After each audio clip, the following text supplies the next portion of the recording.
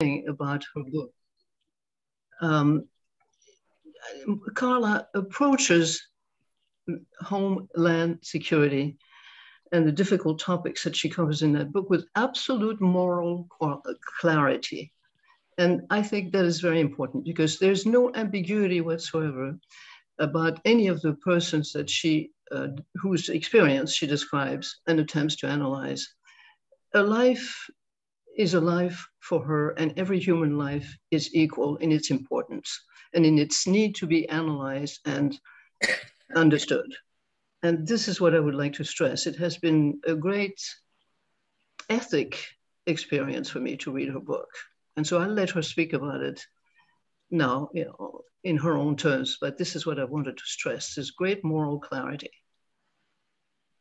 Thank you very much, Anne, for that dauntingly kind introduction. And Joy, thank you for the lovely intro too.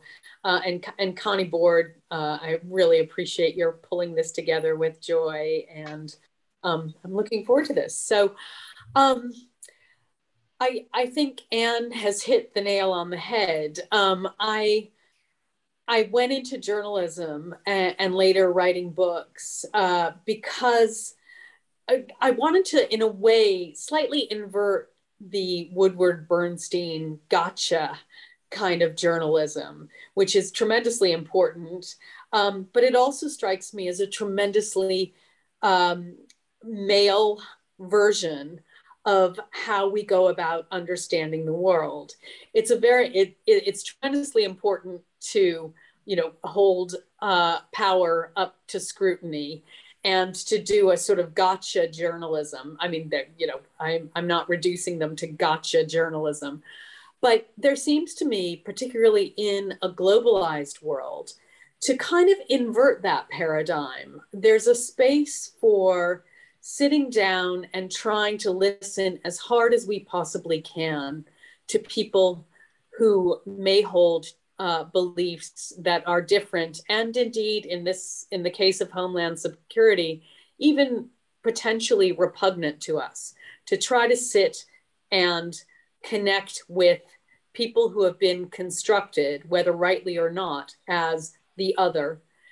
My first book, If the Oceans Were Ink, was very much a kind of dry run for Homeland Security, in that the book centered around my conversations and study with a man who was tremendously different from me. I'm American, feminist, Jewish mother, Quaker father, raised secular, and a journalist. And Sheikh Akram Nadzwi, the very traditional Muslim scholar that I studied the Quran with for a year, was someone tremendously different. He was a village boy from North India who was trained in a madrasa and who holds very small c conservative beliefs. He also happened to be somebody who I call an accidental feminist, in that through his study of classical Islamic texts, he sort of backed into a treasure trove of thousands and thousands of women Islamic scholars whose histories had been effectively erased over the 1400 years of Islamic culture. And Sheikh Akram sort of started off by looking in the margins and looking at mosque records and travel records and looking at class lists for very important scholars, and found women judges and found women who were issuing fatwas in 14th century Samarkand, women lawyers who were writing their husbands, much more famous husbands' religious opinions, women who taught caliphs, and even more famous Islamic scholars. There was one woman who early in Islam found herself so bold as to teach leaning on the Prophet Muhammad's grave and lecturing to men and women together. So these women were doing things that women in contemporary Muslim societies haven't been allowed to do in many countries and many societies. So Akram and I came together and were able to find a pretty spacious plot of common shared values and traditions, despite the fact that we were coming at our worldviews from such different places. And on the day of Donald Trump's election, I realized that I was feeling, as we were talking about earlier, I was feeling absolutely traumatized and feeling so angry and unable to talk to or want to talk to fellow Americans. And as I started to think about my own state, it also occurred to me that I have, if I started my sort of career of writing as trying to listen to the other, I had always, as somebody who wrote about Muslim societies for news magazines and other places, I had always sort of batted away thinking or writing about so-called Islamist extremists or jihadis. I would, people would say, yes, but what about, yes, it's fine that you're writing all this about, kindly Islamic scholars or Islamic feminists or other unseen portions of Muslim society, unseen by, of course, mainstream American non-Muslims, I should add. And people were, I would sort of say, oh, that's a tiny minority. It has nothing to do, certainly doesn't have anything to do with the tenets of classical Islamic texts. And, any group large enough will have people drawn towards violence, drawn towards extremism. So I don't have to deal with it at all.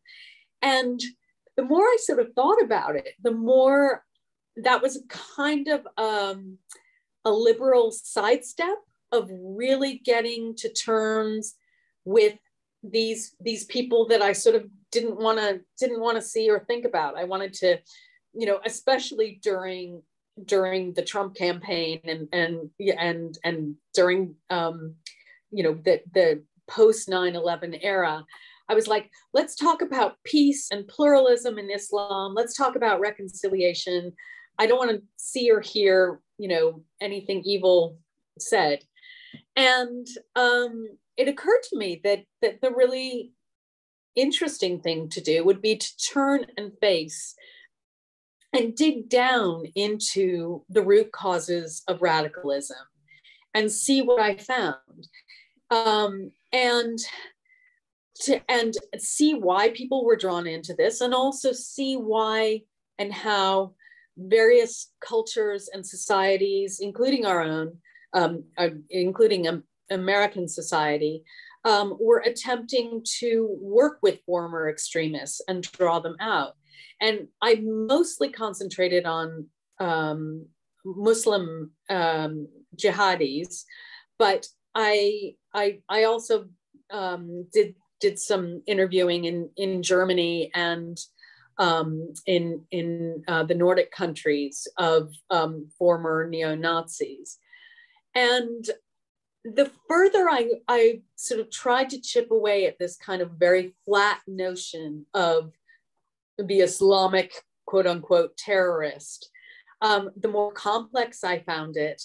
And the first way I sort of tried to, in a sense, tried to humanize them in my own head was going to talk to the mothers of young men and women who had gone to join the Islamic State. And that really was a shock. And it did remind me, engaging with motherhood reminded me of exactly what Anne said, that every life is a life that deserves scrutiny and an attempt to understand. And I think I started with the mothers for precisely that reason, because monsters don't have mothers, you know, whether it's war propaganda or you know, the othering that goes on in various societies. We don't think of, you know, the Islamic State fighter as having a mother. And yet the first mother I went to meet up in Birmingham in the north of England, met me wearing an ethical diamond, an ethically sourced diamond that her son had given her before he went off to Syria. And as she talked, you know, this image that I had from the headlines of these, you know, entirely scary, evil, quote unquote, people had its first crack, I would say, in meeting Nicola Ben Yahya. And by the time, you know, we were done with the interview, I suddenly had to revise my notion of, and I had never thought of evil. I had never thought of evil. I didn't want to think of evil. I don't think evil is a helpful category for anybody to approach trying to understand. It's a blunting kind of tool. But it turns out that Nicola's son had gone to Syria because he was sort of a Peter Pan figure in some ways, who was dazzled by Islamic State propaganda and was in many ways, and this is again the mother speaking, but an innocent who, you know, got caught up in it. Now I know as a journalist I should be skeptical, and indeed mothers don't make necessarily for the best witnesses of what their kids' characters are. There's the famous quote from Al Capone's mother, who on her deathbed evidently said, "Al, he's a good boy."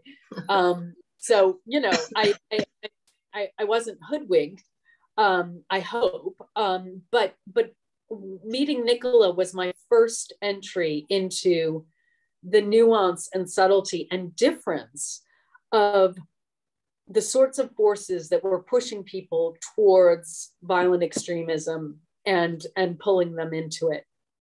So yes, that, and I think motherhood as an organizing principle was really, really useful in a sense, because unlike other solutions that governments have found, particularly our government, the American government has found to the problem of violent extremists overseas, whether it's invasions or drone strikes, mothers are in it for the long haul.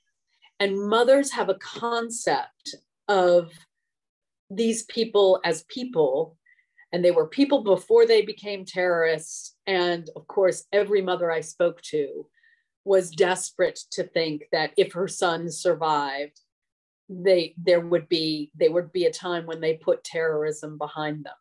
So I was interested in mothers as an organizing principle for that reason, in the sense that they take the long view, unlike, sadly, many governmental responses to the very real and dangerous issue of violent extremism. So I'll stop there and see if anybody wants to take, well, Anne, I see if Anne has any questions for starters. Yes, well, Carla, I was fascinated as well by your approach to mothers, and immediately the reader is thrown into the number of possibilities that exist for being radicalized. Instead of there being, you know, what we hear about getting engaged more and more often into a kind of religious fanatism or whatever, it seems from all these mothers' accounts that it wasn't the case at all for their sons. As you said, maybe they're not the best reporters of their sons' behavior and motivations. But what interested me was to understand that the motivations were at first almost trivial, if I can put it this way. I mean, the first mother you interviewed in Birmingham, basically one feels after reading that fantastic interview you did with her, and by the way, it all makes for very good reading. I don't want to call it, it's not like a novel, but it really makes for gripping reading, because it's so, they come alive so well, all of those people, all those mothers, and then later on the people that take care of trying to return those young men and women to what we might call civilization. Anyway, in this particular case, the first woman, you almost are tempted to say that her son went to Syria and was killed there because he loved her too much, and because somehow he wanted to give her everything, the best that he had in him. And he also went because, the only sign that she could then later on detect is that he had asked her to shorten his pants. Because when you go to the mosque as a man and when you wash your feet, your pants are you're not supposed to roll up your pants all the way up to your knees. They're supposed to be a certain height, so just the ankles show and nothing more. And so he went to a mosque and they told him, your pants are too long. And, the mother was asked to shorten the pants. And she more or less laughed at it. But then before she knew, he was out in Syria. But so that was one mother. The other mother, the Canadian mother, her son more or less seemed to want to make a better world, not just for Muslims, but for the whole world. And this comes back, I think, a little more often. A lot of these young people have a vision that they want to make a better world for the world, not just for the Muslim community, but for the world at large, for all of us, because they sense there's a certain malaise. And it doesn't really have that much to do, as far as I can tell from reading your book, doesn't really have that much to do with any real understanding of the Muslim religion, for one thing. It seems as if some of these young people weren't even extremely knowledgeable about their own religion, which is often the case in other religions, in the Christian religion as well. And then there was one woman who was a Muslim herself, from a Turkish origin, if I recall correctly, and she decided to forgive the terrorist who had killed her son. And that was, of course, extraordinary. Now, this woman, in a way, was the one woman who seemed to have had a relationship to her religion that was somehow more philosophical, shall I say, than the other two that you interviewed, that the other two that we just talked about. So that's one point that I wanted you to comment upon, that sorry, excuse me. Sorry, is that Fagan that you're? Yes. They didn't come. Neither of those two young men that you talked about and their mothers didn't come from a particularly extremely religious family at all.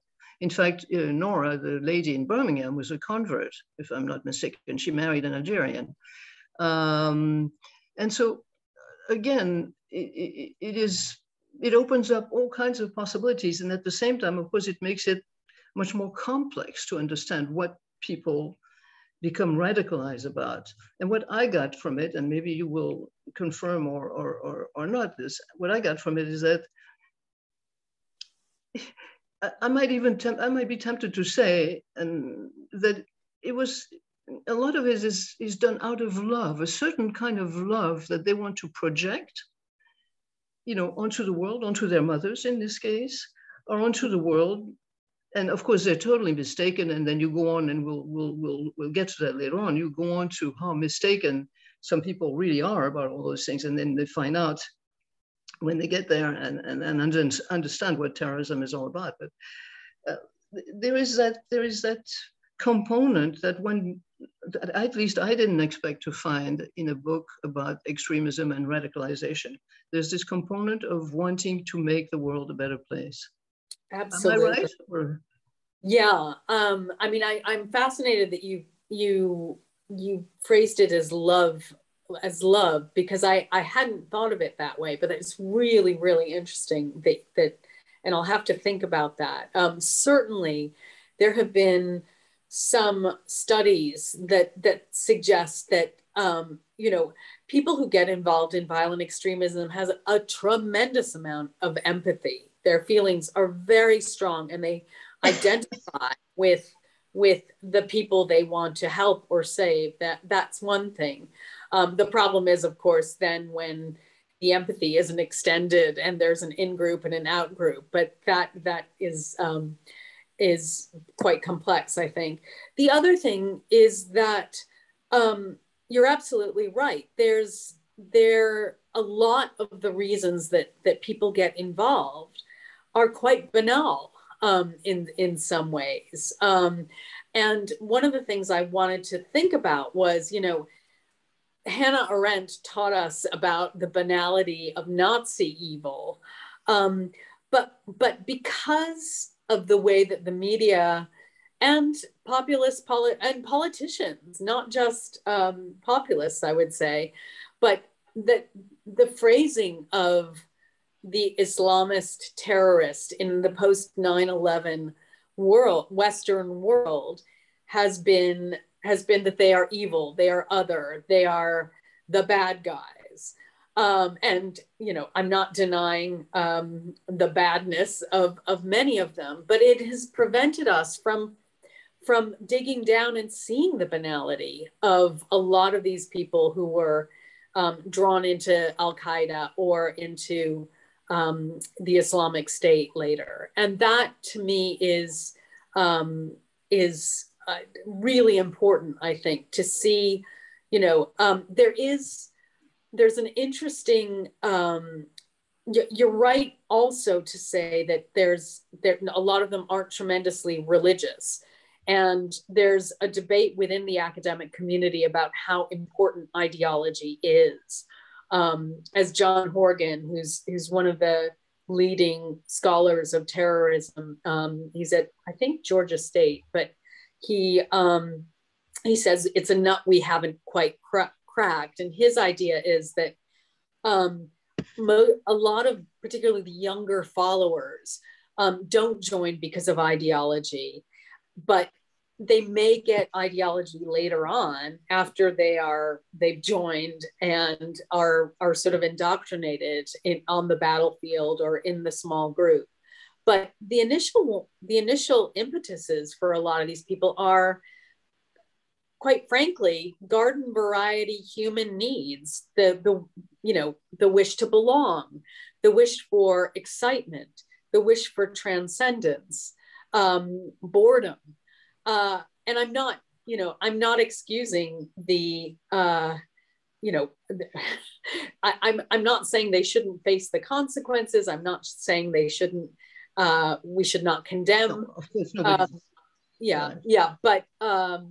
But I think it's really important. I mean, at one point I say, you know, violent extremists should serve as maps to the problems in our societies. They are telling us, if we listen hard enough, what some of the gaps and sadnesses of modern societies are. And the first person who actually made me think about it that way was a policeman in Denmark, the head of the counterterrorism unit in Copenhagen, who said Denmark has some very innovative sort of rehabilitation programs for returning Islamic State people or people in danger of radicalization. And he said, our first question to them is not, what's your problem? But what is your problem? What can we do to help you so that you will want to rejoin mainstream society? And of course, there's the generous Danish safety net and welfare state that's funding all that, and a sense of that there very much is a mainstream society, and why wouldn't you want to join it behind the Danish programs? But I do think it's interesting to flip on their head the notion that these are not others. These are people who are leaving our societies, whether literally, geographically, or metaphorically, and rejecting many of the values of the societies so-called, but we've got to look at why they are doing that. And I don't think that conversation is very prevalent in the United States, where we've been so intent on a securitized and security reaction. Well, if I may come in again, your book shows very clearly that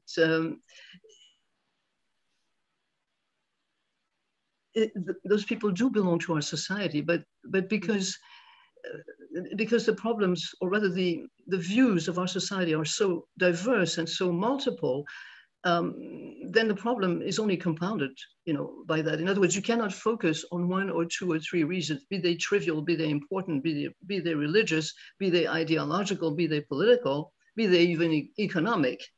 It's a hodgepodge of all of this. Some of which is actually banal, as you've said, and I want to quote a phrase from you, which I found very typical. And this we'll come back to that, or you will come back to that, I hope, about the Indonesian family that went to Raqqa, which is extraordinary. And you said, really, they went because of the mild ennui of the metropolitan upper middle class. So the ennui part is very much present in all of those people. This is not to, of course, condone what they've done subsequently, and so on and so forth. But if you would say to anybody, well, they went to Syria, they went to, they joined ISIS because they were bored, well, people would, be very unhappy. But in fact, there's a lot of that this is what I think you show in your book. And you mentioned just now the person you talked about with in Denmark, because the de-radicalization program is extremely important, I think. And there is an extremely interesting section in your book, which shows how different the approach to de-radicalization is in every country according to cultural mores.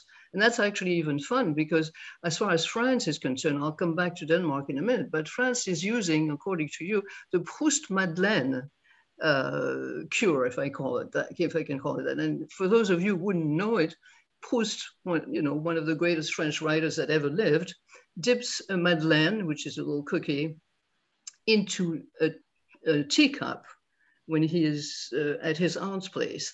And immediately, when he puts that in his mouth, imbibed with tea, the cookie, it reminds him of his whole childhood and of everything that was important in his previous life. And apparently, the French are using this method with... I should just, I'll just for a second and say, it was one woman who was using her Proust Madeleine. That the French, actually, the more kind of national approach in France was a very short-lived program where they were going to set up sort of rehabilitation sort of villas for these people. And it was very statist and very kind of top down. And, they were supposed to learn about Republican history and sing La Marseillaise and so on. If only we can make good citoyens of these people, then all will be well. And it was very short-lived. And I think a senator did a report on it, and it trashed it essentially as a complete disgrace. So the Proust Madeleine was one person. Right. So, Anyway, I just wanted to mention it because we're in France, and then everybody in France will know what that means. So, no doubt the French put the emphasis on the on the secular. On bringing those guys back to a secular approach to life, which is a very difficult thing to do. But as far as Denmark is concerned, you also mentioned the Danish approach, which was which seems to have done great things. But you're talking about a police officer who spends 2 years following a young man. Sometimes up to 7. I mean. It's yeah. I mean, the resource. Well, that's the thing. That's the question I want to ask you. I mean, who has the resources? Which country has the resources? Which you have to multiply it by many hundreds. Spent $2 trillion a failed war in Afghanistan, where I would argue we probably created more violent extremists than we did. I mean, what we lack, of course, is the political will.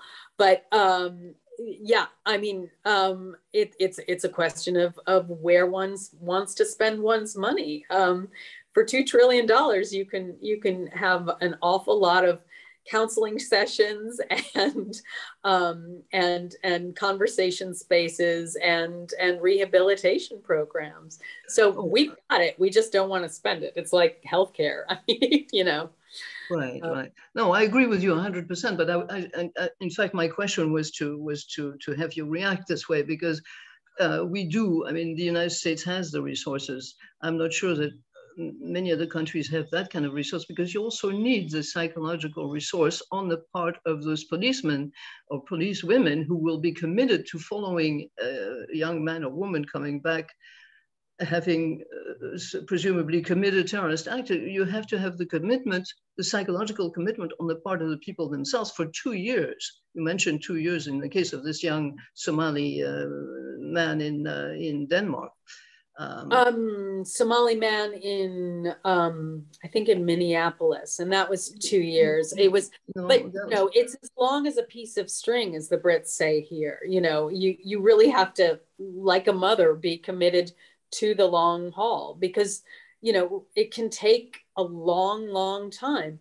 I should also add that it's not necessarily throwing resources at, but throwing money at it. Someone was telling me the other day about a great program in South Sudan, where it's done on, because of the extended family situation. I think that there are other levers that people can use. The Indonesian programs aren't particularly well funded, and they've had some success. So I think it's not, you know, if we were to think as creatively as I saw the Indonesians or the Pakistani programs thinking about it, it wouldn't necessarily be a huge outlay of money. Although I'm not saying, you know, there wouldn't be programs that would benefit from nice fat checks. Well, there are two other scenes that I would like you to tell us about, if you would, and they both have to do with Indonesia. There's the kind of hallucinating and almost, if I may say so, almost there's an element of the comical almost in the conference that you attended with terrorists, or I'm sorry, with ex-terrorists. And Indonesian authorities and people involved in that, in a big hotel with marble floors and so on. And you said in your book that you could hardly distinguish the terrorists from the other people in that particular situation, which is, as I said, has an element of the comic in it. Could you tell us a little more about that? Oh yeah, that was an unbelievable experience, you know, somebody was asking me the other day, you know, how did you get in touch with these, you know, these jihadis in Indonesia and other places? And it suggests that if you're in a country where they are not conceived of as the worst criminals we have ever seen, but rather, as the Indonesians tend to see them, as young men and women who have lost their way and who have veered from the true path of Islam. Indonesia, of course, being the world's largest Muslim population. It's, you know, and so there's a real sense that, you know, if we can just bring them back. And so this conference was a young sort of social entrepreneur who had flirted with violent extremism himself, and then abandoned it. And he has been helping young jihadis to set up in their own businesses when they come back from jihad. He helps them get started working behind a counter in a restaurant, say, because he says that's where their old sense of brotherhood can be broken. That if you're behind a counter in a restaurant, you have to serve whoever rocks up at that counter.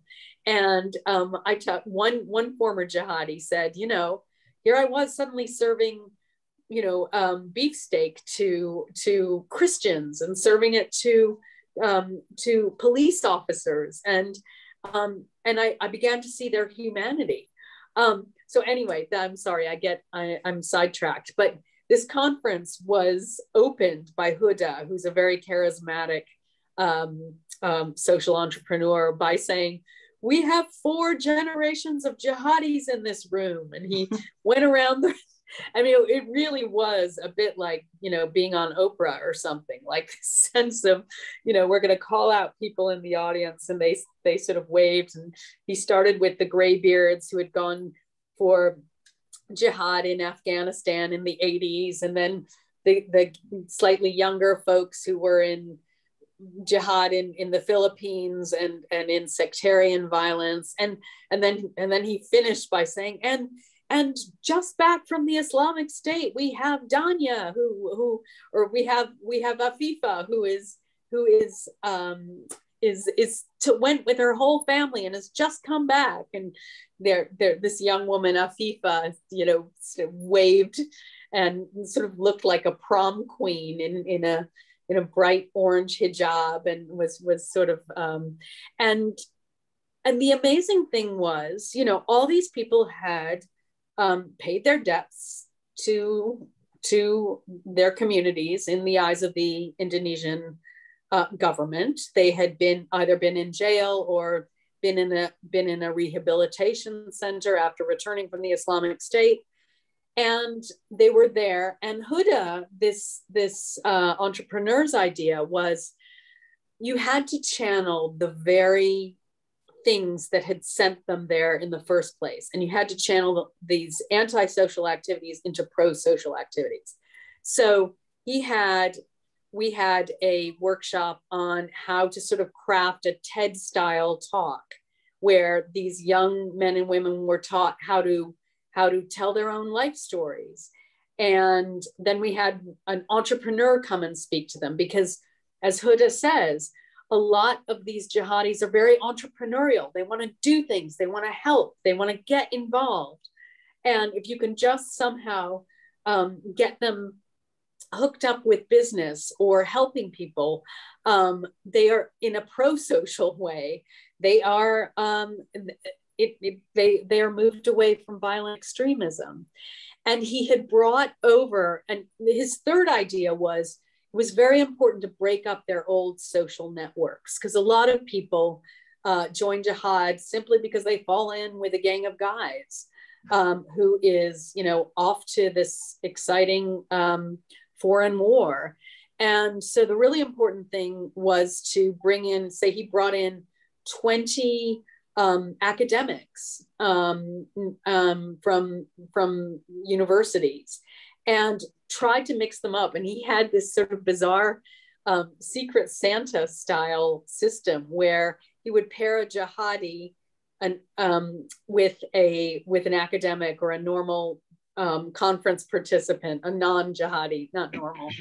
And they would play they would be each other's angels, and they do like sweet little things for each other during the course of the three-day conference, like, you know, bring them a cup of tea, or, you know, a little present under their and they were forced to room together too, so as to get jihadis and academics talking together. So it was an incredible experience. And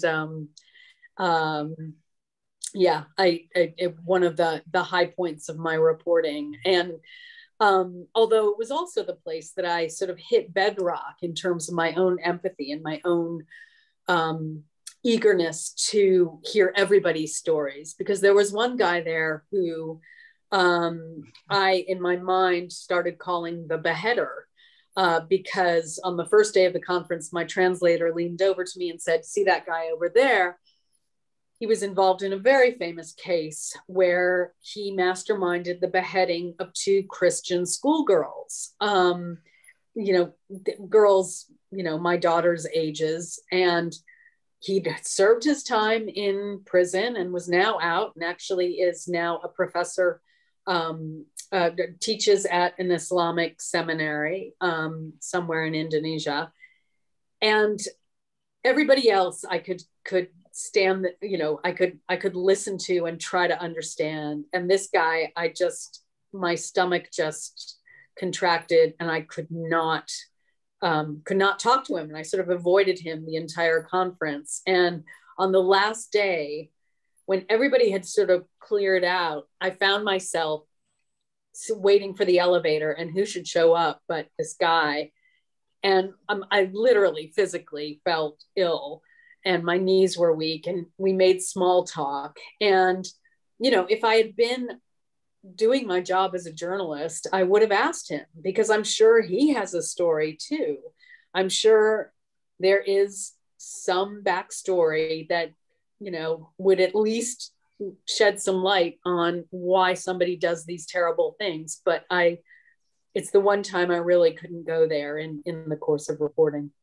Wow, what a segue. Thank you so much. This is a segue to our audience has been waiting eagerly to ask you questions. Thank you so much, Anne, for starting our discussion with Carla. This has just been fascinating already. So first we have Connie, and then followed by Connie, we'll have Sheila, and then Christina with questions. I'm sure everybody is thinking what I'm thinking, and that is, and this is a very simple answer, and we've been saying this for a long time, once you know that you have these problems in your own society, why aren't preventative measures taken so that the person does not become a jihadist? And we all know that there are bad conditions in a lot of our very wealthy, rich countries, France, the United States, and people are forced into this kind of option that is, you're right, almost understandable. And we know a lot of stories like that. And there have been a lot of movies made about that, and a lot of books about that. What I wonder, so of course, this has to be dealt with in our own societies, first of all. Yeah. And we know how difficult that is to do. But my question really is, what about the people who are leading these movements, who know that there's a tremendous richesse out there and a source of where you can find people who will join jihadist movements and go and slaughter people? And those are the people that, for me, I wonder, where is that coming from on a higher level? And I see it in Afghanistan with the Taliban, and I know Afghanistan a bit, and I see how those people operate. Where is that coming from? Because in every case, practically, it comes from something they've conceived to be the Islamic religion, and they use religion, and it's terribly sad for these kids, terribly, and no one would really be able, yeah, you could blame them the way you've said. But where is this doctrine coming that you can teach people who are isolated, people who are alone, that you can pull them in and turn them into killers? Because it's not the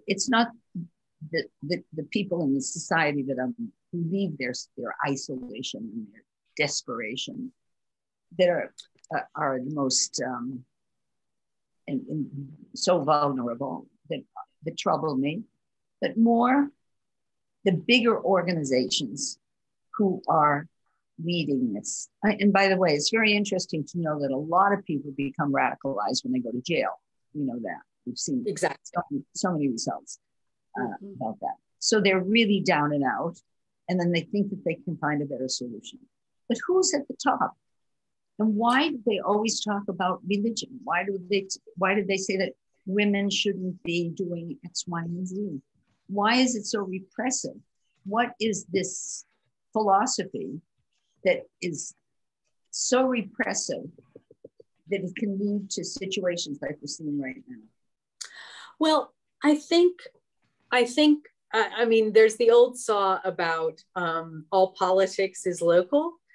And I think it's important to, and it sounds slightly glib, but I would say all violent extremisms are local, in the sense that you're on the ground, you're looking at leaders who are very much looking for power. In a larger sense, I think we have to look at, quite frankly, the larger geopolitical framework that has presided, from our friends and allies, the Saudis, basically, who have who have exported this rigid, misogynistic, very strict reading of Islamic tenets, and they have exported it very, very carefully and for decades now. They've done it through particular translations of the Quran. They've done it through funding schools. They've done it through aiding agencies that are setting up local madrasas. So I think that I mean, I'm not only blaming the Saudis. I think there's a trickle down effect. But when you look at the atmosphere and of how much more restrictive and punitive and single dimensional Islamic culture, many Islamic cultures have seen in terms of the top, there's been almost, I think of it kind of like the McDonald'sization of Islamic societies, in that you look at a place like Pakistan, where once, there was a really strong Sufi tradition, and there was a kind of almost syncretic thing, or even in Afghanistan, where there were certainly Shiites and Sufi traditions, where it was a much sort of gentler. And suddenly, what with oil wealth, we have a really, really powerful, and I do use the term ideology, being exported out of our great allies in the Gulf. So I think that and how it trickles down to leaders in various communities, I think is probably a complex thing, and I wouldn't want to speak it differs in every society. But you talk to one of the people who's this terrific woman in Islamabad, who's working really on the front lines to try to help communities help themselves out of radicalization in Pakistan. And she's like, look, what's changed? She's like, there's always been poverty. There's always been, there have always been these conditions that might have put the underdogs and put them, and make them drawn into these groups. But she said, what has changed is that people are going from town to town with very, very strategic ways of getting these kids in, or getting these young people to join. And those kind of emissaries are totally what has changed in the last 10 or 15 years or so. So it's tied to geopolitics. I think it is, yeah, absolutely. But it's tied to geopolitics as a first prime mover. And then of course, you get for example, you get American invasions of other countries, and you get factions, and you get power grabs. And then suddenly, if you wrap these in Islamic, if you're getting funding from either Iran or Saudi Arabia or another regional power, and the kind of lingua franca is Islam, you wrap these power grabs in an Islamic language. But really, on the ground, it's turf wars often, especially like in Afghanistan, where you're dealing with drug money and so on. But so I know that was a slightly unsatisfactory answer, in that it differs from place to place, and I say it's politics, but absolutely, I think. You've got these prime movers coming out of there's no other unifying ideology right now. I mean, globalization Arab nationalism didn't work. Globalization has shown that there's an underbelly to it. And you know, if you see corruption, I mean, this is another big driver. If you're sitting in Nigeria, or indeed in Kandahar, and you're seeing how corrupt these so-called, you know, governments that we have set up, or even in Egypt, governments that, you know, a government that the Americans have happily propped up, and there's absolutely no democratic space for real dissent. And the only other game in town might be something, I'm thinking now of Egypt, like the Islamic Brotherhood, who is standing up to dictators, basically, who are propped up by your government and mine. You know, and the Islamic solution might look awfully appealing to you. If you're a Nigerian, you know, local politician, and you see the bigwigs, you know, the corruption, the level of corruption, or the lack of justice in courts, you know, Boko Haram doesn't look as evil as it's been cast. Anyway, I'm rambling slightly. It's a terrific question, and it's the answer is just that complicated. And yeah, thank you. Shelley, we'll just keep, you know, Carla, we're just going to keep throwing the questions at you. I'll insert, you know, a bit so that you can, you know, breathe a little, you know. But we'll have Shelley, and then Christina, and then Angela. Thank you. I'm getting both of your books. This is really fascinating. I have a comment and then a question. I worked for most of my life with an international peace organization, and I always felt that peace and justice organizations missed a golden opportunity in not making more opportunities for young people to work in the organizations. I can totally get how someone who is idealistic, who sees the misery in their own community and they want to change it, how they could easily be recruited. Which ties into the question that I have.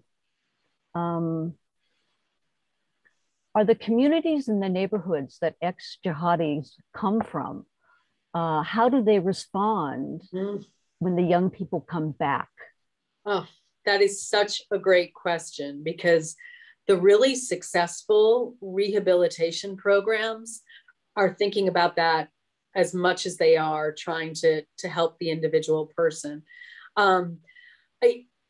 That is the great problem. And whether I at the beginning of the book, I talked to Simon, a guy named Simon, who was a parole officer in England. And he's like, look, we've got to think about how we're going to put them back in the communities. And at one point he said, you know, he'd been the architect of the penal system's sort of rehabilitation program for extremists. And he said, you know, you need the community. You've got to go and talk to the community. You've got to get some sort of anchor organization, whether it's a basketball team or a local church or a local mosque, somebody who will take this person back in.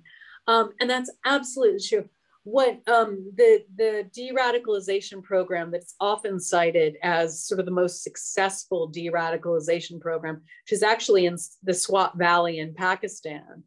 And they, you know, when it looks, and these are former Taliban young men, well, boys who were recruited to the Taliban, or, you know, if you can call them recruited, more like kind of groomed. But when and if a young man is ready to leave, they do tons of work, you know, visiting the elders in the village, making sure that there's constant, you know, feedback every week.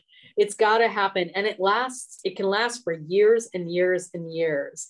And so that kind of community tissue, that connective tissue in the community is incredibly important. And you know, I know that as Americans, we're all desperately hoping to kind of find ways to regrow this tissue for so many reasons. But that is one of them. We need those nonprofits, and we need civil society there and the community there helping these folks when they emerge. Thank you for that question. And Christina. You might be on mute, Christina. Yeah. Sorry. There you go. No, Thank you, Carla, for coming here this evening and sharing all your knowledge with us. The reason I am is you. I was you and I made contact initially, so thank you. Yeah. Well, I just love that you're such an optimist, and that hope is possible if we see humanity in everyone. But today we have a real, I think, problem in the United States that correlates to the problem that we see with these Islamic extremists. We have so much misinformation going about.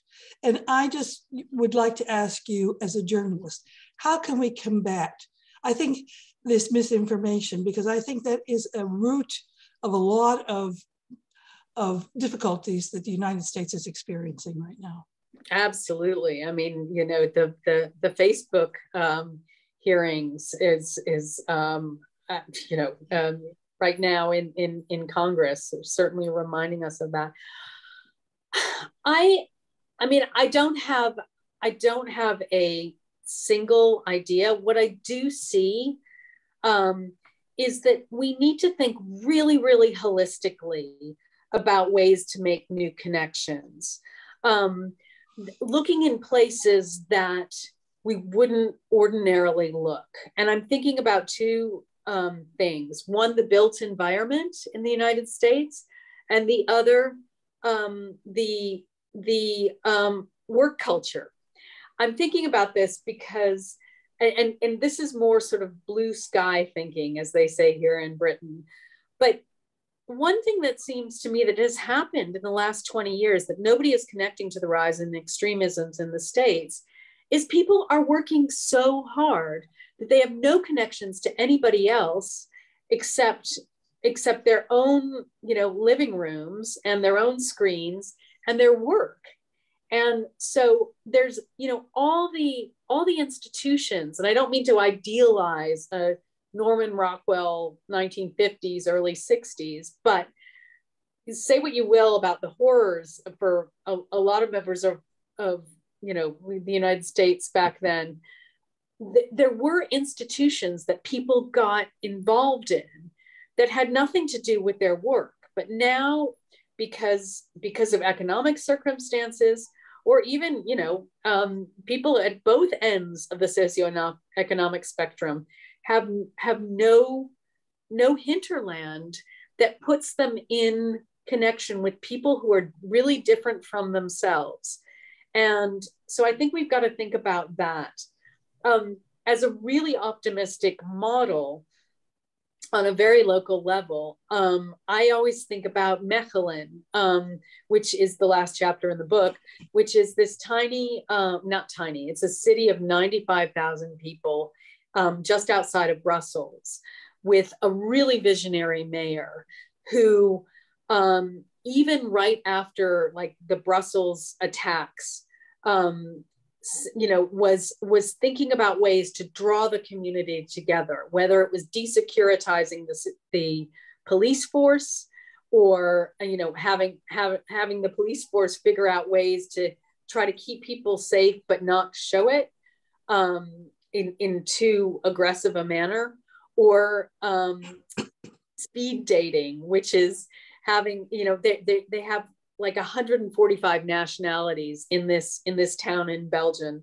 hyper diverse, and it went from being white and Flemish to incredibly diverse inside a generation.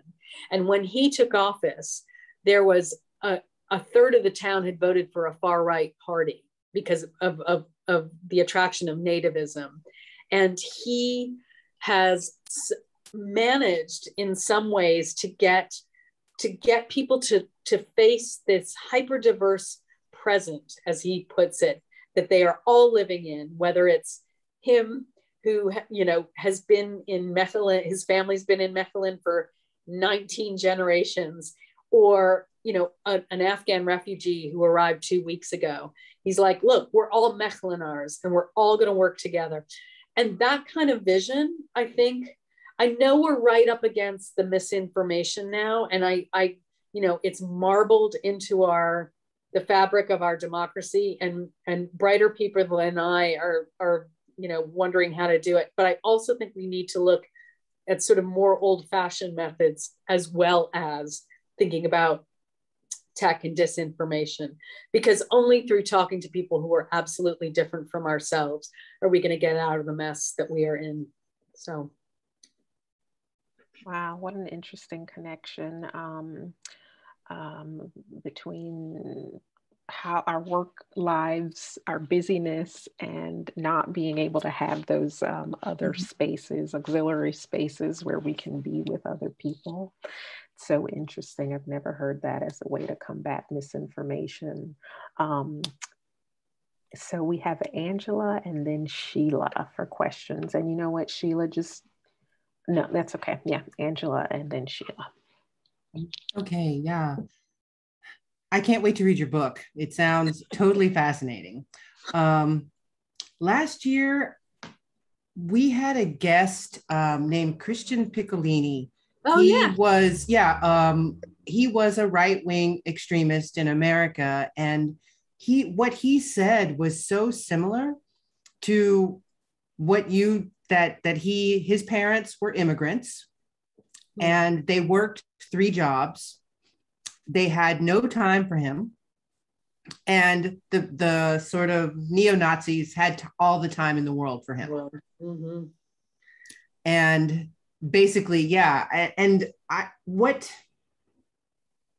are people doing to try to keep this from happening in the first place? You know, to keep children from getting sucked into these type of organizations when all they want is just maybe a friend and someone to talk to, you know? I mean, I think you're absolutely right. It's although to simplify it too, when I talked to one of the women whose son went off to join ISIS, she's like, look, everybody wants a simple solution. They want, you know, an absent father, or they want, you know, some trauma, you know, which all of which can be triggered. We still don't know what, you know, a lot of people have radical thoughts, and I don't mean to diss radicalism in you know, it's the sap of change and of life. But it's very hard still to see what turns somebody from having radical thoughts to actually joining one of these groups or actually going into violence. So, I mean, and when I asked Christiane, I'm like, so how do we prevent this? What do we do? And at least in the North American context, she's like, we build back society. We you know, we give support to families. It sounds a lot like, you know, much broader political platforms, and much, you know, we build spaces where people can spend time together. We have boys and girls clubs. I mean, I don't, you know, I don't mean it, but I mean, Germany is a great place to look. And you're in Germany, aren't you? Yes. Yeah. So I have a long chapter on Germany because, of course, you know, they are the famous example of turning and facing their own domestic extremist disaster. And, you know, they have more prevention or de-radicalization programs than any place else on earth, predictably enough. They've got like 720 of them. And they do it through, I mean, they know that this ideology is marbled into a lot of communities, and neo-Nazi more, although, you know, it's problematic because nobody wants to work with neo-Nazis in Germany. They all want to work with the jihadis, even the jihadis are much smaller proportion. Anyway, but they, you know, the prevention programs are everything from skateboarding to punk to discussion places about gender relations. I mean, the idea is that they come at it from just a variety of youth cultures or a variety of issues that are on people's minds. And you talk to I felt like the blind man and the elephant, particularly in Germany, because every person I talked to had a different take on what the solution was. But they're really, you guys have or Germans have a raft of toolkits, and in a very strong civil society, and obviously a history to point to that they don't want to repeat. So yeah, thank you. Great answer. Sheila, thank you. Hi, thank you so much for that talk. I thought it was extremely, extremely interesting. And your nailing of the responsibility of our own countries is, I think, is a welcome, not antidote, but a welcome point of view. But my question is an obvious question for a feminist literary festival. What about women? What is their role in what you do? Not you, but I mean the de-radicalization issues. We know that we know a lot about, well, maybe we don't, about women and their role, that women are attracted to power. Men are attracted to power as well, of course. You haven't mentioned very much women. What's the situation that you have seen? Well, it's interesting. I mean, there are two things. I mean, it's for the sort of 3 or 4 years ago, getting mothers to be kind of the first responders in terms of, kids getting radicalized, sort of was a very divisive and controversial notion in a way. It's kind of a, women as guardians of hearth and home sort of reductionism. And as one mother put it to me, she's like, I work all day, I manage a household, and now I have to fight terrorism too. I mean, it really was a kind of neoliberal kind of like, oh, let's just shaft it onto the community. We're not going to fund this. So let's make mothers responsible. And, off you go. So they always are. They always are held responsible. I hear you. I'm definitely feeling that post-pandemic. But on the other hand, there's also this very kind of unreconstructed notion that everyone who is attracted to these groups is male. And that's just not the case. I think academics are slowly uncovering that clearly that these groups are attracting young women. And again, I think it's a really useful thing to think, what are extremists going to? What are these groups giving them to? And it was interesting. I include a quote from the Nigerian head of de-radicalization, who had tried to set up programs to help rehabilitate former fighters from Boko Haram. And she said, look, a lot of the women who joined were from very rural villages where, in a kind of bowdlerization of Islamic tenets, they were married at 9 or 10. They weren't allowed to divorce their husbands. Basically at 9 or 10, they knew exactly what their only path was. And so along comes, somebody from Boko Haram and says, look, Boko Haram, join this group. You could be my wife or not. You can have a slave if you want. You can get a job.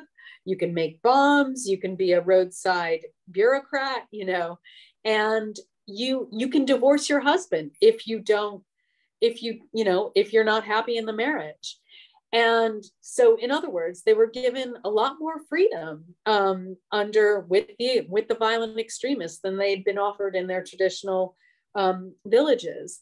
And when it came to rehabilitating them, the men were a lot easier to de-radicalize, if you want to use that term, than the women, because of course the men were going back to mainstream patriarchal society and they had nothing, whereas the women really had something to lose. So it was the women who were much more hardened, and their allegiances to Boko Haram were there. So again, I think these inequalities, as long as there are gender inequalities, the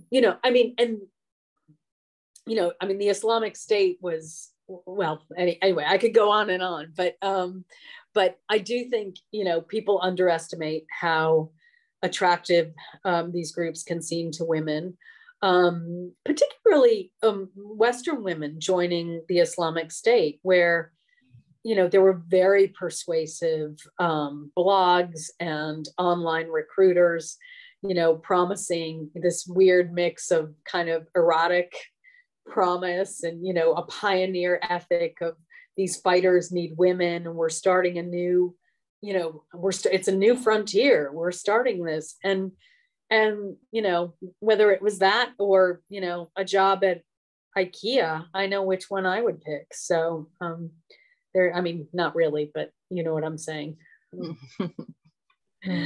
On that note, we're at almost at 8:30. Can you imagine, right? We have had such an engaging discussion. The questions were phenomenal. Your responses, thank you so much, Carla. I think all of us here will be buying your book. At least I know I will. Buying your books. There are 2 of them. And once again, we extend a great heartfelt thanks to Ann Kratz for moderating the discussion at the first part of the evening. Again, this is a part of our first ever Feminist Lit Fest with books organized by Books Abroad, hosted by the Democrats Abroad Global Women's Caucus. Thank you all so much for joining. We have a few more events left this month. We have another Writers on Writing coming up on the 20th. Next week, we have Sheila and Connie giving a webinar on Simone de Beauvoir, and also an Octavia Butler Appreciation Evening. Also, every Friday, we're doing writing drop-ins, Friday afternoons, writing. We give you a prompt, we turn off our screens, and we write together.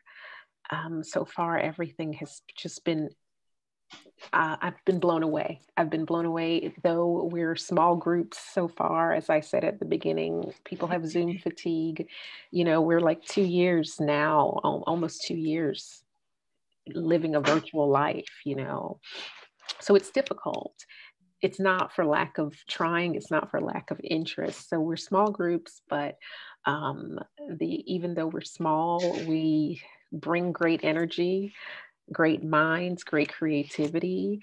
We're all here together. So go to our website. Angela has put it in the chat, our website. Also, another way is demsabroad.org/WC. You'll see a button that says Feminist Lit Fest, and that'll take you also to this link that Angela has put. Thanks again. My name is Joy Natoma. I'm joined by my Democrats Abroad, my Books Abroad team, Angela Fobbs, Sheila Malevany Chevalier, and Connie Board. Thank you again, Carla Power and Ann Kratz. You all have a lovely evening. Thanks for being here. Bye. Thank you. Thank you. Thank you, Carla. Thank you. Thank you, Carla.